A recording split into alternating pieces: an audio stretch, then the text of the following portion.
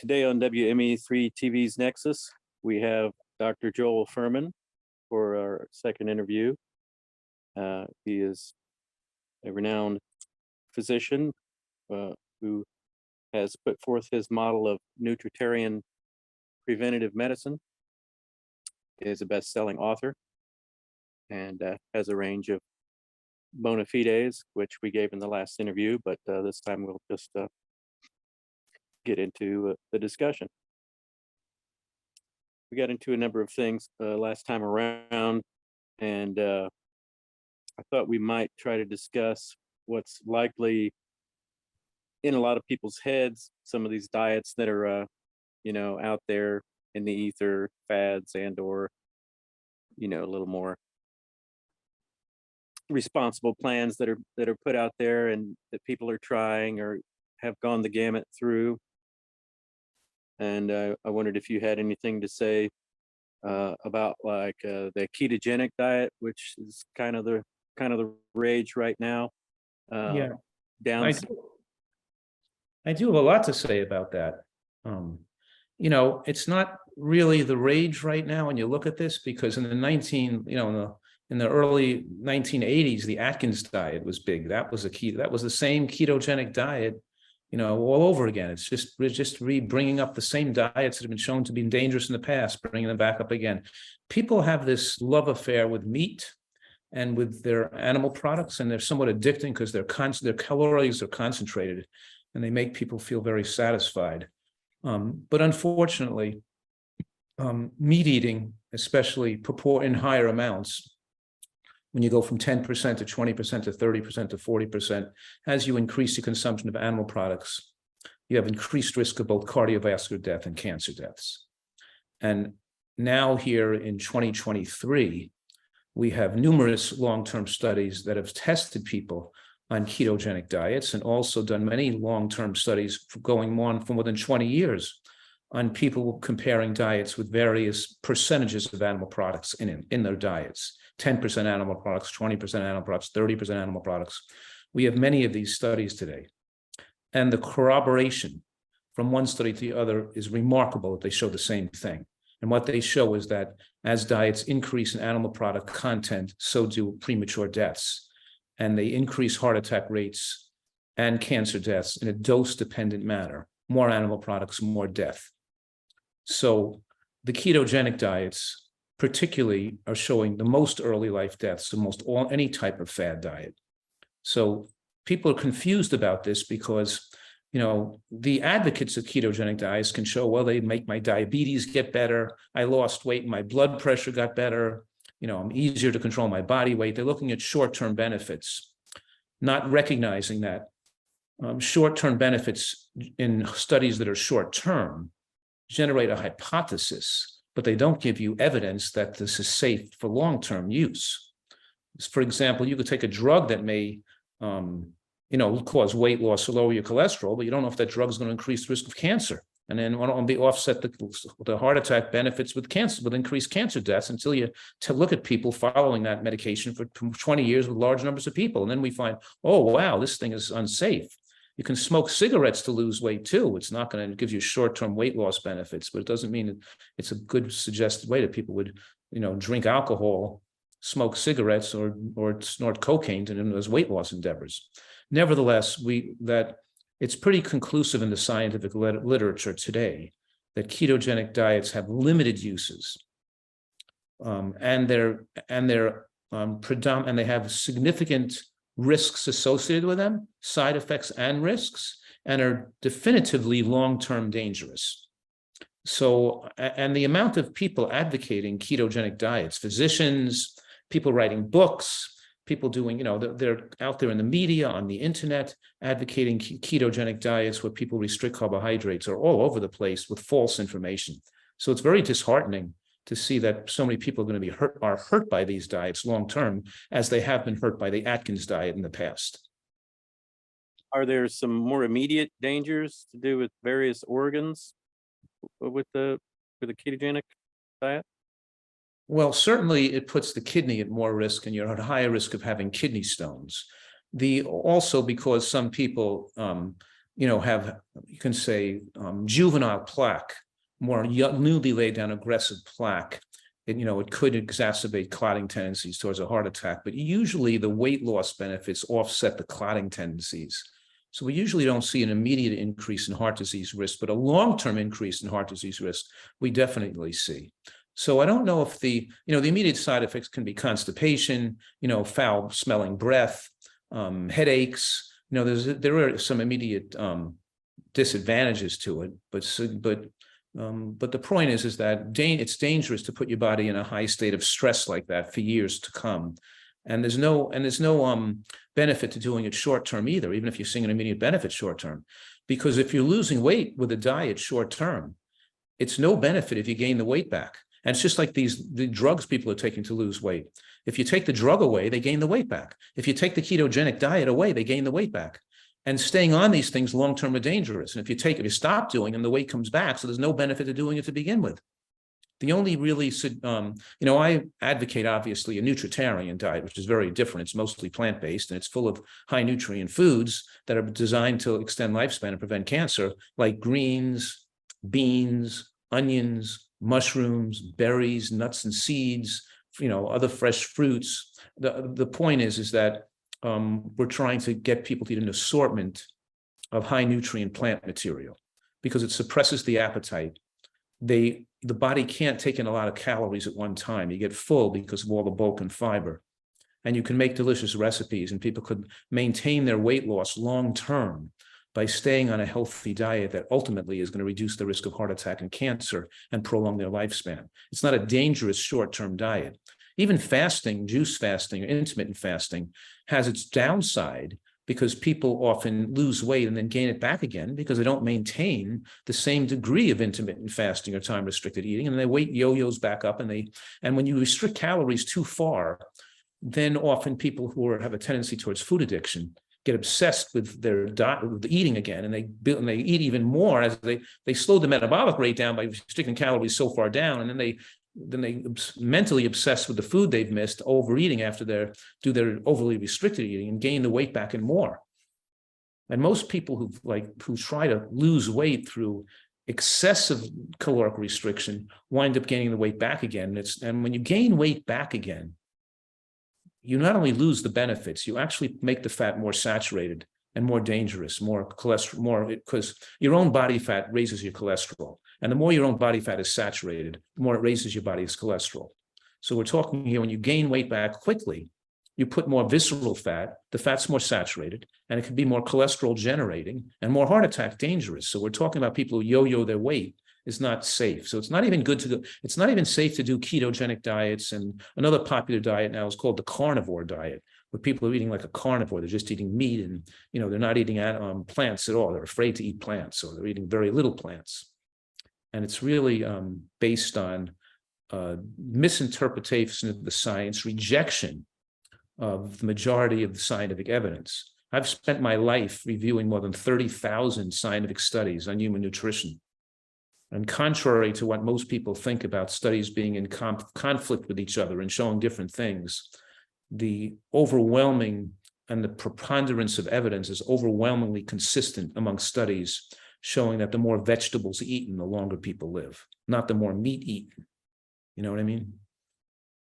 And I believe the ketogenic diet came up as a way to address epileptic seizures and things, and it can have some benefits in that regard, because they're clearly it's maybe offsetting something else that are causing problems that has been eliminated.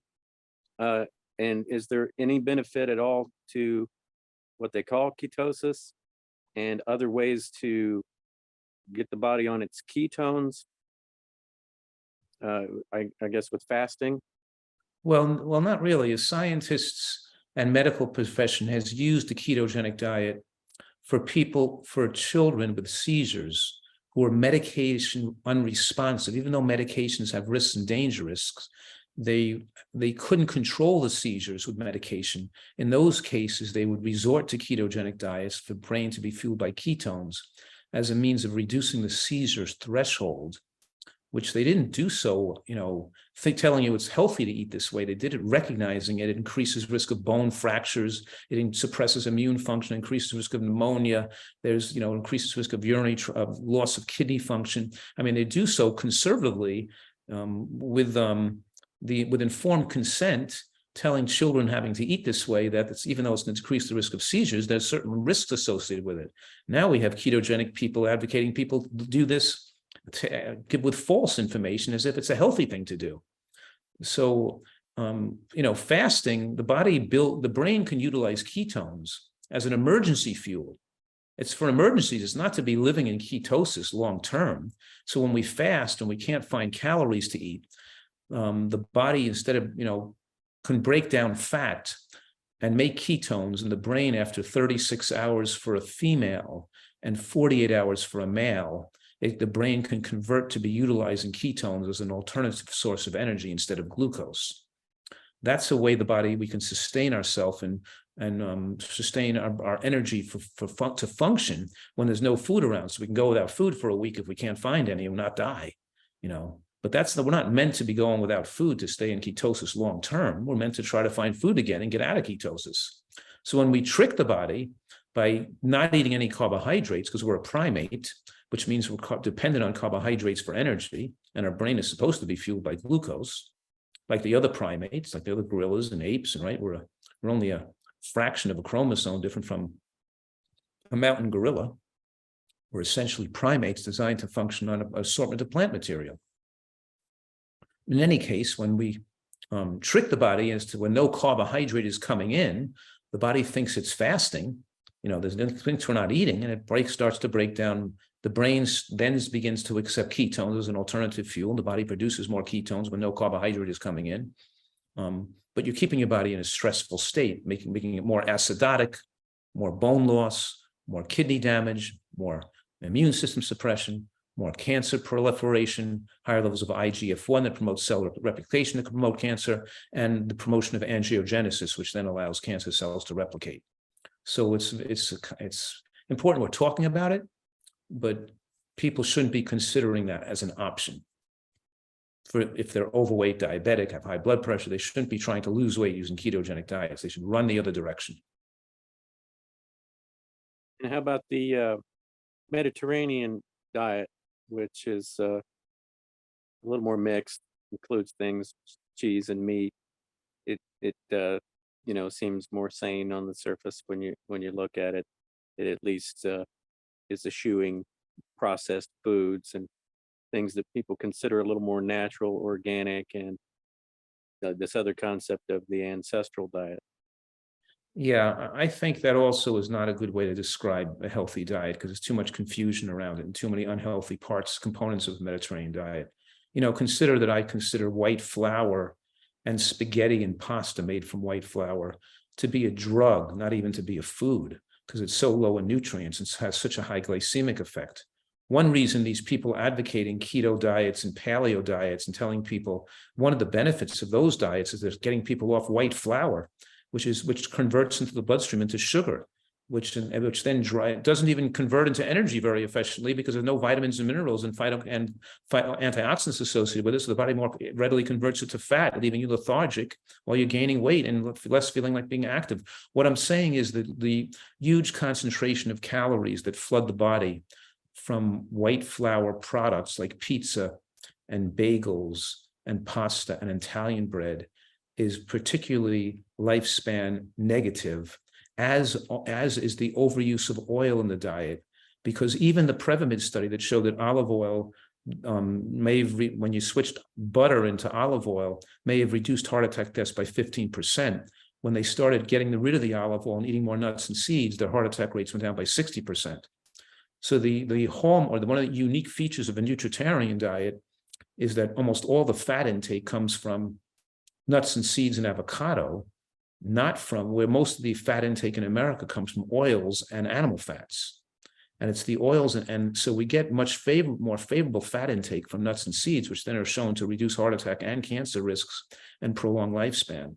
So a Mediterranean diet with tomato sauce and more vegetables is certainly a step in the right direction.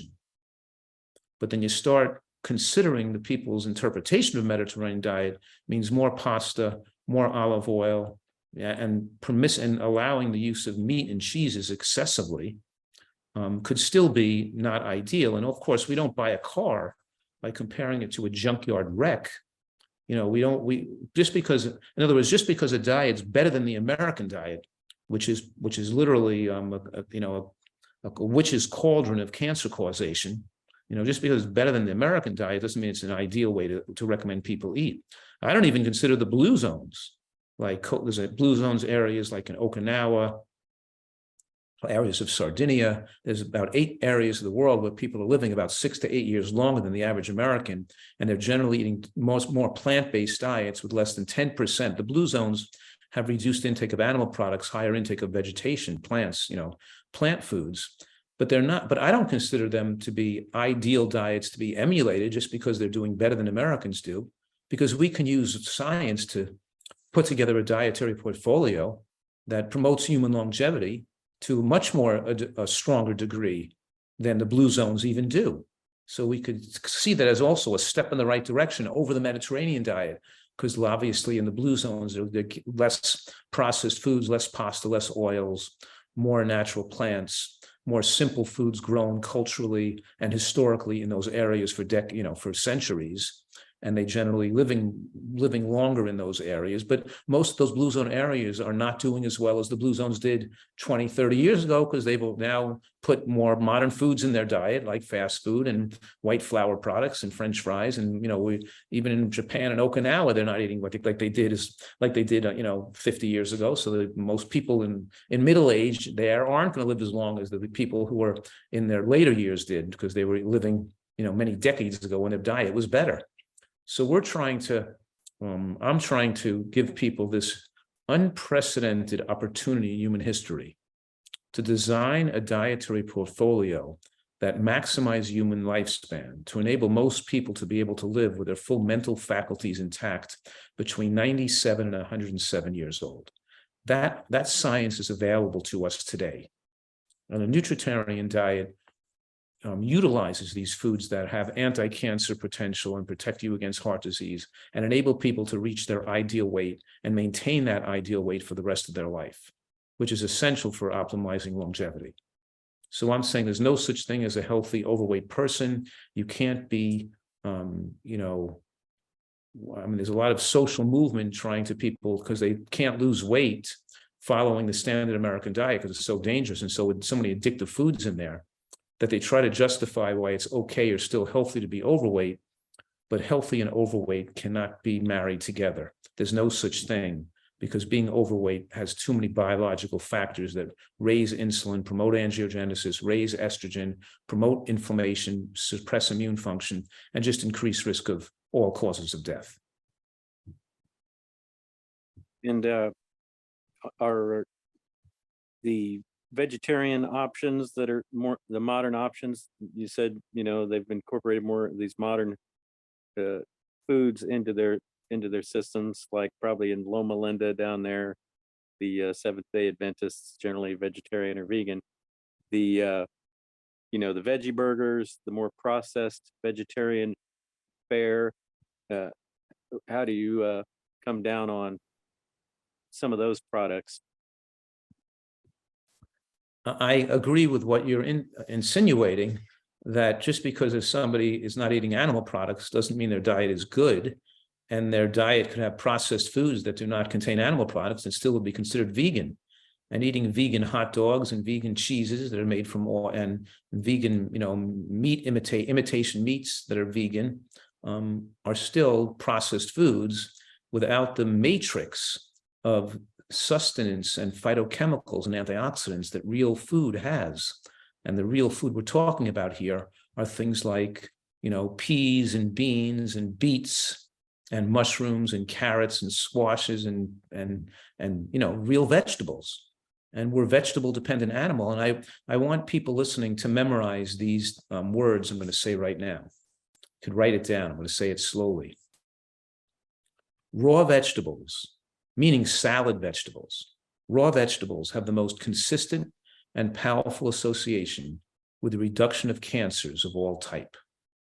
That's why one of my mantras is for people to eat a salad every day and chew it really well and put in, raw onion or scallion and tomatoes and a sauce or a dressing made from, nuts and seeds blended with tomato sauce or with an orange or so in other words, make some, I'm famous for making these incredible salad dressings that are healthy to put on healthy salads. So people eat a big salad once a day with a healthy dressing on top. And we're mixing not just with lettuce, with some raw cruciferous greens like bok choy, kale, arugula, watercress, cabbage. We're putting some of that on the salad too, besides the lettuce, even though the lettuce is the richest source of sulfoquinavose, which supports the growth of the good bacteria in the gut. I'm saying lettuce is a superfood, and people should be eating a big salad every day. And so we're trying to have people eat a diet with a high micronutrient density, means a high micronutrient bang per caloric buck. Eating a lot of foods that contain lots of nutrients. And the more you eat foods that do not contain nutrients, like oils and white bread and fake meats and fake cheeses and things that are just processed foods, the more you actually shorten your lifespan and increase your risk of chronic disease. And the more you eat foods that are nutrient dense per calorie, like particularly green vegetables, and both raw and cooked, including things like, cooked broccoli and artichokes and asparagus and Brussels sprouts and broccolini, and all these things are superfoods. And there's another dose-dependent relationship between consumption of green vegetables and being a healthy centenarian and long life. What I'm saying right now is almost every food has a threshold effect of benefit, which means once you have a 3/4 of a cup of onion or a half a cup of onion, having an extra cup is not going to make you live longer. Once you eat a half a cup of mushrooms a day, having an extra cup is not going to make you live longer. But we see in the studies that when people go from 1 cup of green vegetables to 2 cups, we see more people living to be 100 years old. When they go to 3 cups, even more, 4 cups, even more. It seems that there's no threshold. The more of green vegetables people eat, the longer they live, and the higher propensity they have for excellent health. Green vegetables accelerate and prevent the depositing of cholesterol in the inner walls of blood vessels. They activate the antioxidant response in the cells. They support human immune function. They build the intraepithelial lymphocytes that build our immune system that surrounds our gut, and they fuel the growth of the healthiest microbiome in the digestive tract. So all these things activate. I'm saying that we're green vegetable dependent animals meant to eat them in large quantities. And if you don't like green vegetables, you better live close to a hospital, because you're going to need one, because you can't have good health if you don't eat green vegetables. And the vegetable oils that are in a lot of those, processed vegetarian foods is an issue in itself. And then you've got the besides the soy, it's usually a part of it. I mean, do you have any particular things about the like soy protein isolate that are problematic? I do. I think that soybeans are an excellent food that have anti-cancer benefits, but you can't say the same about soy protein isolate. It's concentrated, and that concentrated a protein that's more concentrated than the soybean has. It pushes the absorption of protein too high in the bloodstream, as if you're eating the same as if you were drinking milk. It has too strong an effect at raising IGF-1. You don't want IGF-1 to bottom out and be super low, but if it gets to be high, it becomes a cancer promoter. And isolated soy protein, whey protein, dairy proteins, and eating, too much meat or fowl, or even fish, too much animal products in general, can still push IGF-1 too high. And as IGF-1 rises, it promotes cellular replication excessively, and also promotes angiogenesis, which enables cancer cells to glean a blood supply and to replicate and metastasize. So it becomes animal protein and soy protein can become cancer promoters when consumed in excess. And one thing I haven't heard you chime in about that doesn't, I haven't seen it mentioned in diet plans. I mean, you might tell us about your particular recipe for salad dressings, because most salad dressings are sugar, dairy, and veggie oil based. Right. Is vinegar. Do you use vinegar in those mixes? And is there a certain balance to strike with the vinegar?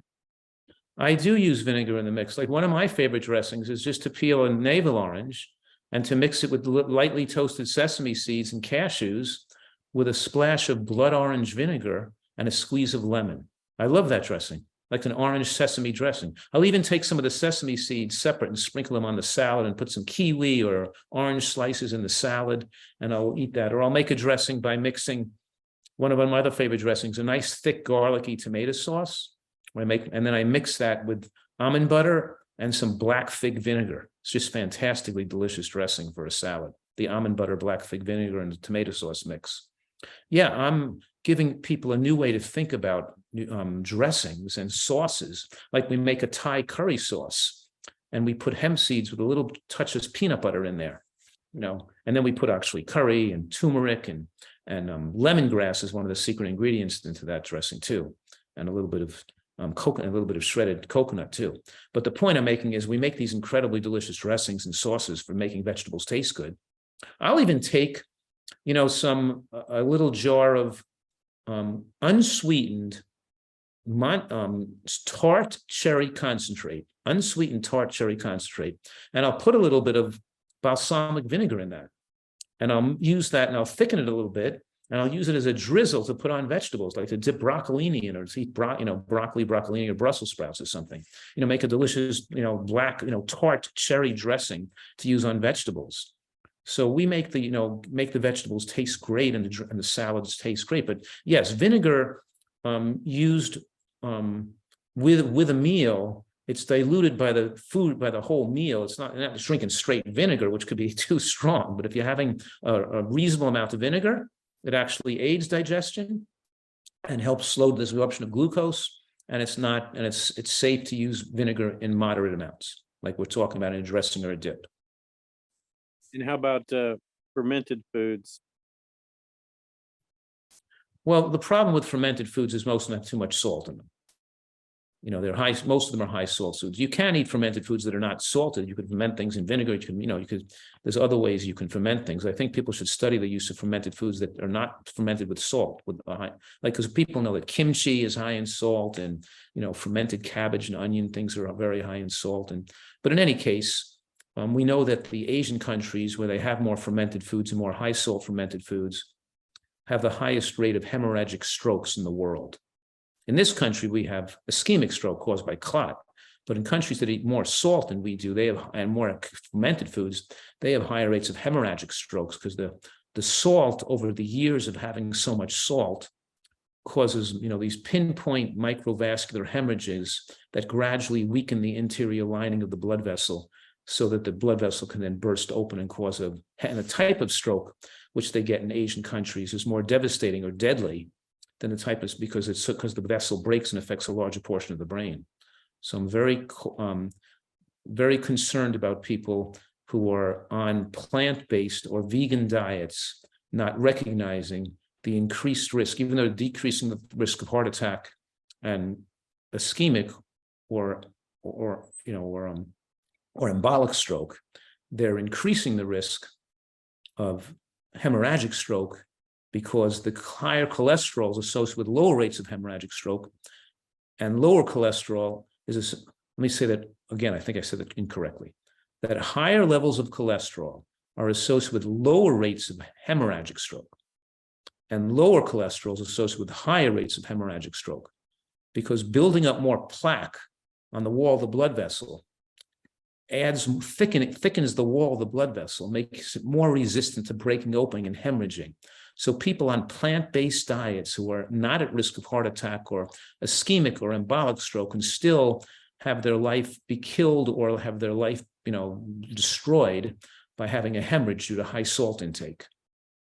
So therefore, the salt intake becomes the Achilles heel of a plant-based diet, even more so than an animal food-based diet, who has more cholesterol plaque when salt isn't quite as dangerous as a person on a plant-based diet, because in a plant-based diet, the salt can then be more likely to cause a hemorrhagic stroke.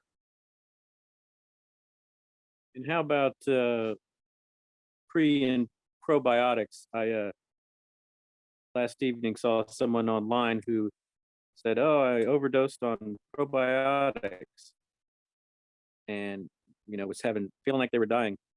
And then I saw that they were on blood pressure medication, and I'm like, well, how do you know that it's the probiotics. I mean, there can be too much potassium with the medication you're taking, I guess. And then they said, well, yeah, I just had a banana. So have you ever heard of that kind of a thing, of having too many probiotics? And a lot of what people are taking, it's not actually getting to the intestine, it's destroyed in the gut. So are there particular recommendations you have that also kind of overlaps with people talk about, sure, these are the benefits of the vegetarian intake, but that you get a higher concentration of nutrients and minerals, even phytochemicals in meat that you would like. It's kind of like the old commercial, how many bowls of this cereal would you have to eat to get as much fiber in this, that it said you have to eat, a wheelbarrow full of vegetables to get the nutrients that you're getting in a meal of meat. Yeah, well, the things you were just talking about, that people are not true. I mean, there's no phytochemicals in meat. Meat contains a very limited pattern of vitamins and minerals. In other words, it's high in certain things like iron and B12. It does contain, a rich source of certain types of nutrients. But if you look at the 36 nutrients that the US government keeps track of that humans need, meat is very low compared to vegetables per 100-calorie portion or proportion size. Even if you consider a portion size to be 2 cups of vegetables compared to a certain amount of portion, a 6-ounce portion of meat or something like that, you still see that animal products are void. In other words, they're lacking all the antioxidant vitamins and all the phytochemicals that prevent cancer. And they're high in a very limited number of vitamins and minerals. So it gives you a very narrow spectrum of nutritional exposure and leaves you deficient in the body's immune supporting and antioxidants, particularly the NRF2 transcription proteins are activated by vegetable-based phytochemicals, and that's the primary, messenger in the body's cells to activate cell repair and removing carcinogenic substances from the cells. So obviously that stuff is all wrong. People want to hear that, that they want to think a pill like a probiotic is going to solve their problems. They want to think it's okay to eat all the meat they want to eat when they're on a high meat diet. They like to, try to grasp onto any type of argument that they can grasp onto, but they're accepting a narrow view of reality. It's almost like the people with these conspiracy theories, these right-wing viewpoints, that these belief systems that don't have evidence to support them. It's the same thing in the nutritional field. There's a whole section of humanity here that believes things that are not well supported by scientific evidence. And so the answer to your question in general is that for the healthiest microbiome, the best type to feed the growth of the most favorable bacteria in the gut, we should do so by eating plant foods, a variety of plants. And the best basic food to start with is lettuce, dark green lettuces, because it's rich in sulfoquinavose. And then when you add the 4 foods I'm recommending to build the greatest microbiome is better than using probiotics are raw green leafy vegetables, raw onion and scallion, which is contain inulin and quercetin. It's a terrific prebiotic, and it gives you beneficial postbiotic effects. The third one, the 2 cooked foods we're talking here about are mushrooms. And humans, to maximize human longevity, should be attempting to eat a variety of different types of mushrooms. And lastly, a variety of beans in the diet, or legumes, which have the most slowly digestible carbohydrate, which means they're low glycemic. They're absorbed very slowly. They satiate us easily. And they have the most resistant starch, which means they're resistant to enzymatic degradation. They're mostly a prebiotic to fuel the growth of good bacteria, which then the body produces more short-chain fatty acids from the breakdown of the resistant starch. And the major short-chain fatty acid, called butyrate, is a major, you could say, regulator of our apostat in the hypothalamus.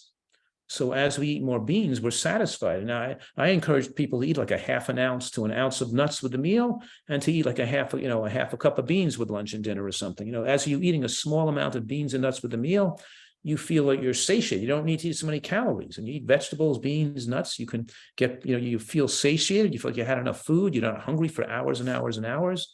And your diet is then more plant-based. if people, they can be on a healthy vegan diet, they can have no animal products if they supplement intelligently with omega-3 and B12 and DHA, and with DHA and omega and little zinc. But if they, or they can use animal products as a condiment or a small amounts, but we're certainly definitely strongly against using animal products in large quantities as the diet, because it crowds out the high plant materials we're supposed to be eating, and it also adds more pro-inflammatory, IGF promoting, and of course more growth of the unhealthy bacteria in the gut, particularly TMAO, or trimethylamine oxide, which then becomes a pro-inflammatory substance that irritates the lining of the blood vessels, lays for more cholesterol deposition on the interior lining of the blood vessels, and increases risk of heart attack. And that particular dangerous compound comes from obviously eating animal protein, including eggs and meat.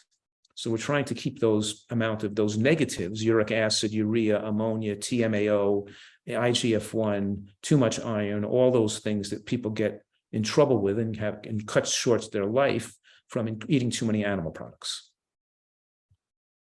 So there are some things that are good for us that aren't as available to people in certain areas, food deserts and things, and to a certain echelon of the economy. Are there particular supplements that you do endorse? Or is there types of fiber to take that are good for the microbes, that can kind of be a little more economical for people to supplement what they are able to? A lot of people really have no access to be able to, people renting can't garden. The landlord just doesn't want it. There are community garden programs and things like that. But some of these more beneficial components, even with people that are trying, can be lacking and create these deficiencies. Well, no, I don't agree with that, because even in food deserts, they call it the Hispanic paradox. It refers to the state that Black Americans have worse health outcomes when they live in food deserts, that are worse than the Hispanics living in the same area. And the reason the Hispanics don't have as bad outcomes is because they still include beans in their diet, because the beans they inexpensively add beans to the other junk food they're eating, which makes the diet not as dangerous. So what I'm saying is that you can buy cabbage at the farmers like Hunts Point Market in the Bronx or Brooklyn. You can get it, or in the downtown docks at Philly. There's always an area where you can buy cheaper food in bulk, where the supermarkets get them and split them up between the neighbors to save money on food, like I did when we were, as students and had no income. We used to buy food in bulk and split them up with a bunch of families. We used to go down to the, but in any case, people can still grow a little of their own if they have an apartment and have a little food box. They can still grow sprouts or microgreens, and they can still, in other words, there's no thing they should take. They can't substitute. There's nothing they can substitute, no fiber that they can take other than eating as good for their health and long-term survival and mental faculties as they can eating real greens and beans. And even if they have to buy cheaper greens like cabbages, or they can go to or cheaper sources of vegetables such as beans, which you can buy in bulk in big 50-pound bags and split them up between 10 families. You can still get these things relatively inexpensively, and they can eat more cabbage and more vegetables and beans in their diet. They should not be looking to do it through taking fiber supplements or probiotics. They should try, they can't substitute. There's no real substitute for eating fruits and vegetables and beans. And if you don't have access to those foods, you're not going to have optimal health. So people spend so much on healthcare today. They waste so much money on everything from clothing to healthcare, instead of putting more effort and energy to getting healthy food and making sure they have a healthier diet, which is critical to their economic future, protects their brain function to work, protects their health, so they stay strong and mentally fit. And of course, we know that fast food and candy consumption is linked to depression in a dose-dependent manner and leads to mental illness, not just physical illness. So we're talking about, a total plant-based diet might be lacking in B12, not ideally optimal in zinc, and not have the right amount of omega-3 fatty acids for everybody. And those things can be supplemented. You can take a supplement. And I do give that advice on my website and give supplements for people to maximize their nutrient intake of the nutrients that may not be idealized on a plant-based diet, like zinc, B12, iodine, and the omega-3 like EPA and DHA that people would get from fish or fish oil. Right? Well, there's vegan versions of that. So we want to make sure that a person on a vegan diet is not missing any of those nutrients you get more easily absorbable or present in animal products. But once you do that, then it's apparently that the vegan diet or the plant-based, total plant-based diet seems from the scientific studies to be the most lifespan enabled, long lifespan enabling. And was some of that based on your earlier career? I've heard you tell stories about some of the people that were your mentors, these vegan doctors, and the problems they started having in their older years. Is some of that based on your experiences with that? Absolutely. My interest in delving into the science of omega-3 fatty acids in depth might have started from the fact that my taking care of very healthy eating vegan populations from the American Vegan Society, from the American Natural Hygiene Society, from some of the people I learned about health and nutrition from years ago, like Dr. Shelton, Dr. Vetrano, Dr. Sidwa, Dr. Burton, all these people who were leaders in the American Natural Hygiene movement, now called the National Health Association. And they lived, these individuals lived a long time, but many of them developed later life dementia or later life Parkinson's. And we know that now we know why. They didn't have heart attacks, they didn't have strokes, they didn't have cancers, but they got neurologic deficits. And now we know that they were not, these early pioneers in the plant-based movement were not using supplemental DHA and EPA. And being my patients, a lot of these long-term vegans, elderly vegans with neurologic problems, became my patients, and I drew blood on them, checking their omega-3 levels, which are strikingly low or deficient, contributing to their loss of neurologic issue, their loss of their neurologic health in later life.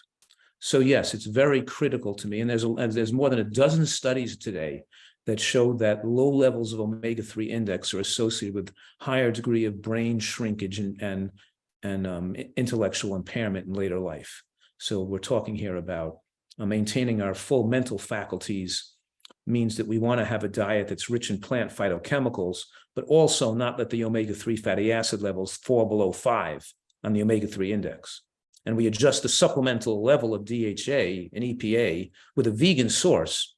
I have one on my website that we have shipped to us in dark glass, and we have it in a liquid glass bottles, and we keep it in the refrigerator. We keep it stored in under refrigeration so it stays fresh, so people can take a fresh algae-derived DHA and EPA if they're not having any seafood or in their diet. And also, we want them to document their omega-3 index to make sure to see if they're taking the right dose too. So some people may need, some people may not need any, and some people may need a double or triple dose to keep their levels above 5. But right now, using blood tests, we can make sure everybody is protected and in a very safe, in the safest range to maintain their mental faculties into the later years. Are there any other suggestions you would have around neurological health? Dangers to it, ways to prevent most people are demented or aren't demented because they're lacking omega-3 fatty acids. They're demented because they're eating processed foods and not taking in enough colorful plant material, so their phytochemical intake is deficient. The American diet is 60% of calories from processed foods and 30% from animal products and less than 10% from produce, and people are only eating 2% vegetables in their diet. So it's the 2% vegetables and the high amount of processed foods and animal products that causes probably 98% of dementia. The small population of vegans that develop dementia due to DHA deficiency do not represent the majority of people becoming demented. It just represents why vegans eating so healthily are becoming demented. You follow me? Yeah, and some of the medications that are being put out now to deal with dementia, do you have anything to say about the way those were developed and their downsides?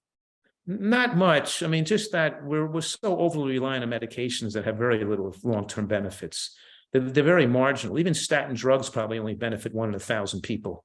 Even blood pressure medications have much more downside harms than people realize. And the diabetic medications also can, cause weight gain and accelerate the advancement of diabetes. We're talking about the benefits of drugs are over-exaggerated, their harms are underestimated, and it comes down to lifestyle medicine, exercise, sleep, eating right, being passionate about what you're doing. We're talking here about how to have a long, healthy life, and you can't buy it with pills predominantly. You can't buy it with supplements either. You certainly can't buy it with drugs and medical care. You're not going to achieve good health by going to doctors and getting more drugs for what ails you. We trying to live in a manner to avoid the need for medicinal substances, because the first thing you learn in medical school is drugs are toxic and they poison, interfere. There's no magic. And people think of drugs and doctors as having magical pills that can take care of our problems. And a lot of that's just false hype.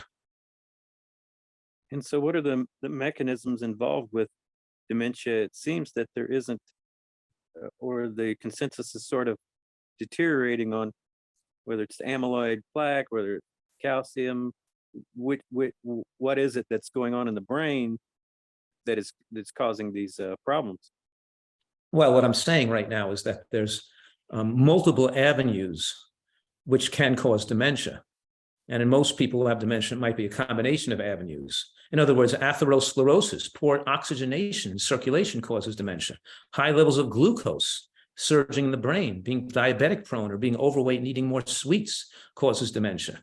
Lack of phytochemicals in the brain, increases aging of the brain. The sensitive brain cells have a high antioxidant requirement, causes dementia. And I'm also saying that omega-3 deficiency, omega-3 fatty acid deficiency, increases the susceptibility of the brain to toxins from chemicals that can cause Parkinson's disease, and also, of course, accelerate aging of the brain and brain shrinkage, which can cause dementia.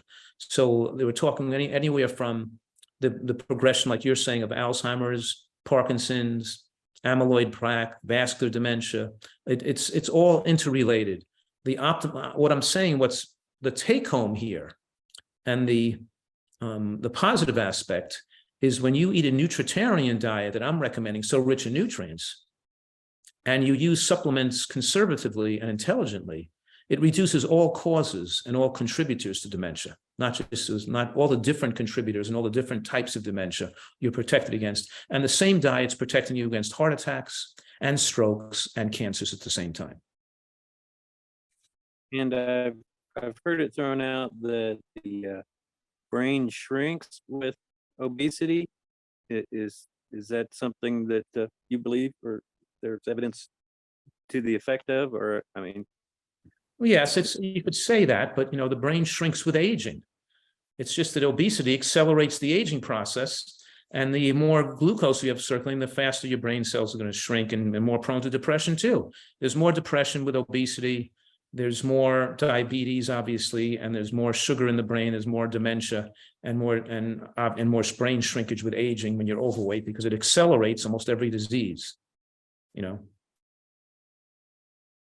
And beans being a big staple of what you promote, there's a lot these days around lectins, the sharp proteins, and the relation to leaky gut, which also relates to the gluten issue. What do you have to say about these people that are kind of like, oh, eliminate all your lectins? It's nonsensical thinking. First of all, lectins in beans are only damaging if the beans are not cooked adequately. The minute so the only important or valuable message there is that most beans have potentially toxic substances that are released or diffused when you cook them adequately. Beans are associated with longer lifespans, with elderly populations, with blue zone communities, and they're one of the healthiest anti-cancer foods you can eat. But they have to be cooked. You can't eat raw. These beans that are dried beans have to be cooked. Cooked well. So lectins are not an issue, a negative issue. They're actually a positive issue when the cooked lectins actually have anti-cancer effects and are bone strengthening effects. It's only the uncooked when the lectins get too high or get, when they're in uncooked form. So we shouldn't be eating raw beans. People can get stomach distress and be in trouble from those type of foods. And the other thing you said was gluten from wheat, right? So gluten from wheat affects very small amount of people, but wheat, which mostly is consumed in the form of white flour, affects many millions of people negatively, creating diabetes and heart attacks. And so we're talking about, yes, eating wheat products in the form of white bread and white pasta is dangerous. The wheat we consume should be, all the grains we consume should be whole grains. We shouldn't be eating white rice either. So gluten is not the predominant negative factor in wheat. It's eating white flour products. Even when people write a book, like there's a book somebody wrote called, I think, Wheat Belly or Wheat, some other kind of anti-wheat book. And he shows a whole bunch of studies in the book of the relationship of eating wheat products to diabetes and other diseases. And if you look at all the studies he referenced, they were all studies showing the dangers of white flour. They weren't using they weren't taking a wheat berry and cooking it in water and serving a wheat berry porridge. They were grinding the wheat up into white flour and serving people white flour products. You know what I'm saying? So you have to differentiate to the effect of the whole. So for most people, they can eat whole grains, sprouted grains, and even wheat berries, where you're taking the whole wheat product and cooking it in water as a cereal grain, and you wouldn't have the problem that you would of grinding it into a flour and baking it into a bread. I heard somebody disparage quinoa as also containing lectins and needing to be cooked more extremely. All foods contain some degree of lectins, but the idea that lectins but quinoa is another food that you actually do cook to eat it. It's hard, but the minute you cook, but it's a very healthy grain. It's linked to longer lifespan. It's high in protein. So I do recommend quinoa as a grain. Yeah, it's cooked in water, but it doesn't have to be thoroughly cooked. It just cooks till it's soft enough, Well, another issue is the glyphosate that is used on American wheat. It's a different issue in Europe. They have things banned.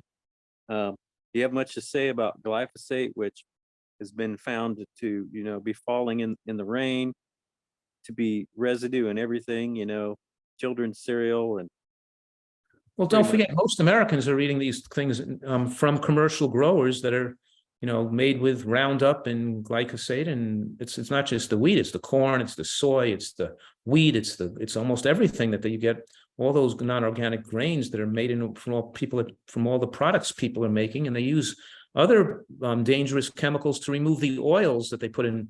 They extract oils from the food they put in baby formulas. So I mean, in America, there's a lot of a very cavalier and Wild West attitude of putting any kind of junk in our food, any kind of chemicals on our crops, and destroying our soils, and and we're suffering for it. We have a lot of cancer, a lot of mental illness. It used to be 1 in 500 people used to be mentally ill. Now it's 1 in 5. And now the same woman, for example, living today is 30 pounds heavier than one living 40 years ago, eating the same amount of calories. They track just because we have more toxins in the body and more endocrine disruptors and more plastic compounds, and we're more exposed to more chemicals. So absolutely, we should be concentrating on the quality of our soils, regenerative agriculture, getting the chemicals out of our food supply, stopping the dumping of plastics into the ocean. We should be doing all these things right to help people's health and improve the survival of humans and the well-being of humans. But yes, it's definitely an issue that the chemical pesticides and chemical weed killers do have a negative effect on humans. And do you have any recommendations for how people avoid that, get it out of their system, shed the toxins? Well, they go out of your system when you eat super healthfully. I know that not everybody can afford to eat as healthy as I'm recommending, but I'd like people to eat organic as much as they can. I even advocate people grow some of their own food and make some of their own soil with compost and worms, if they can. Don't forget, around the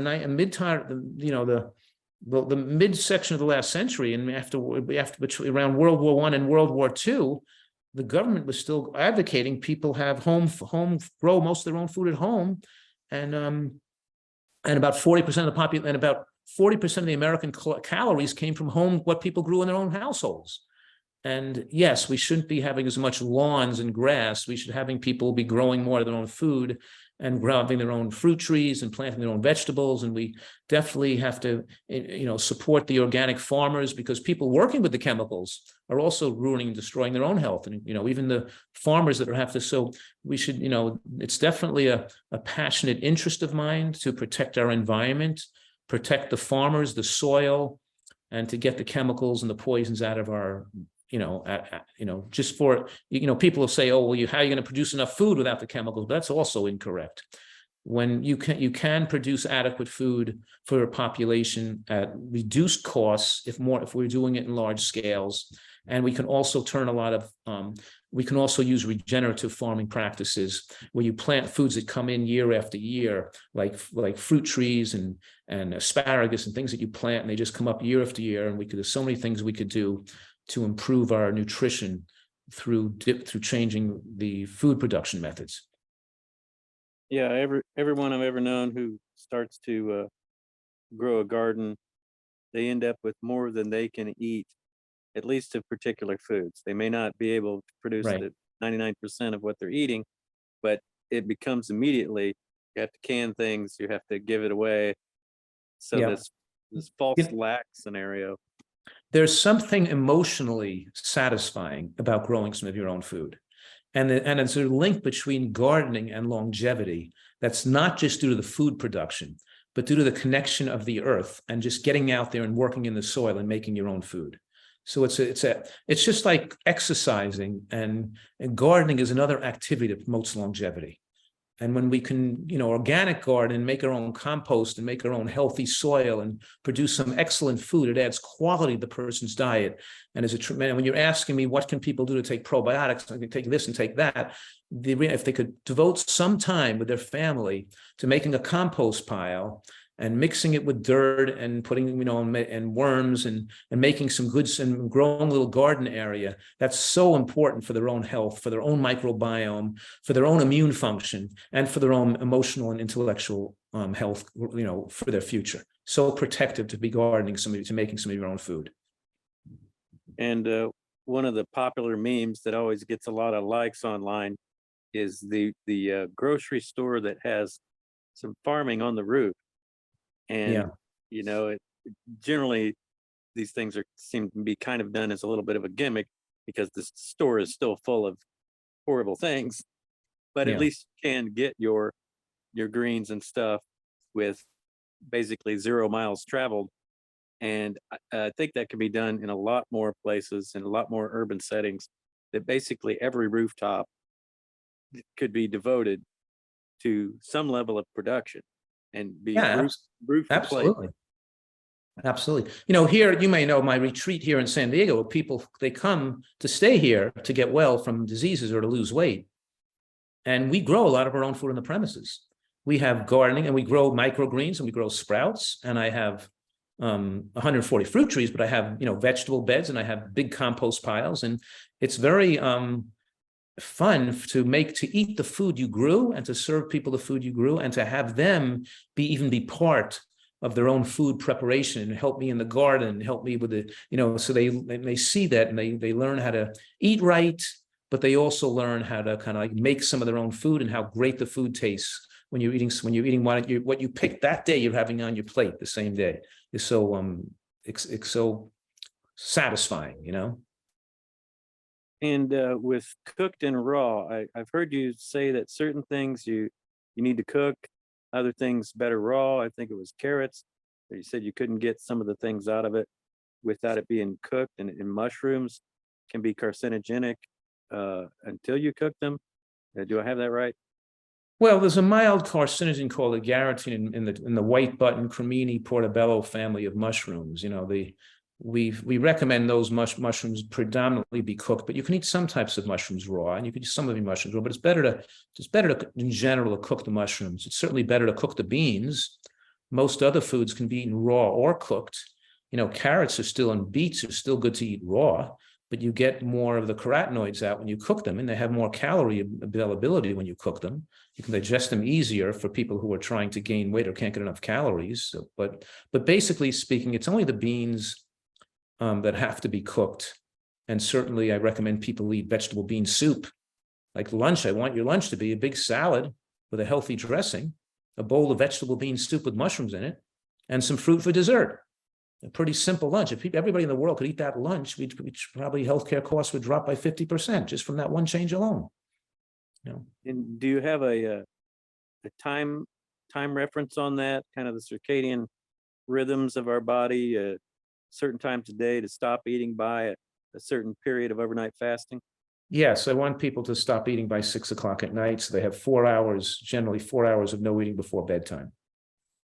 And my most recent book, for those interested in pursuing this further with me, is Eat for Life. I've written 12 books, but as you're getting some of my more recent books, there's even more scientific studies and more evidence, and it's always good to start with the most recent, and that's Eat for Life. And then obviously I have people supportive services and things for, to motivate and teach and give recipes on my website at drfuhrman.com. So what my career is built around trying to make this doable, taste good, not something that's just up and pie in the sky, but you can really apply it in your own life. You can stick with it and you can be happy and have it taste delicious and lose your weight, get healthy and stay healthy for the rest of your life. So I'm telling people that nutritional excellence really gives us an unprecedented opportunity to live longer, be happier, and enjoy our later years with some degree of security and not fear that, so it's a real blessing. It's not a punishment where we have to eat healthfully. We're eating delicious, healthy foods that are a blessing. It becomes a big part of our life. And having this as kind of like a hobby is a great hobby to have, to be growing and cooking and making food and taking your own health and your own well-being as a kind of a fun hobby, Do you have any caveats about your system? There are clearly particular cases with different people that need kind of a personalized circumstance. And the problem is that there isn't regular or comprehensive enough testing of biomarkers, that these things are only done when something chronic is wrong. Like I recently discovered I have hypothyroid, low thyroid function, and I'm not really getting a lot of information from the medical people, and I'm having to look things up. And then of course you see all this conflicting information. I have seen some others that I think, like you, say that this prohibition against goitrogenic foods is overblown, that it can compete with certain receptors, but maybe just to adjust when you're taking it. I've seen cases of people that have come off of their synthetic thyroid medications, and the underlying cause of these things, that could be multiple, endocrine disruptors, an infection, these things that you mentioned, the hypothalamus earlier. I'm wondering if there's something about a way to address the root cause of what went wrong in the first place.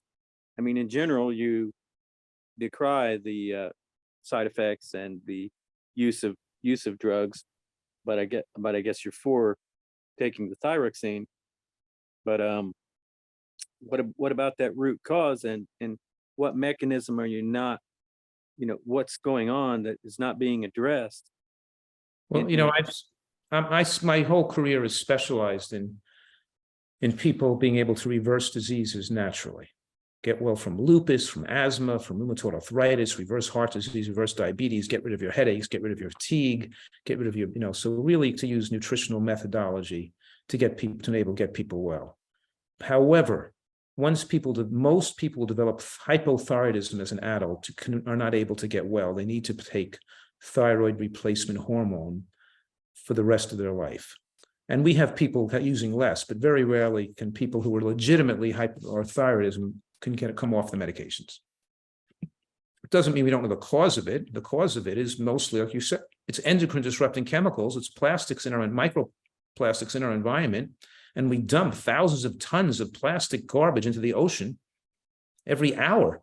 And then people eat fish and they get exposed to microplastic particles. And fast food exposes you, and processed food exposes you to a tremendous amount of endocrine disruptive and disrupting chemicals that affect the thyroid.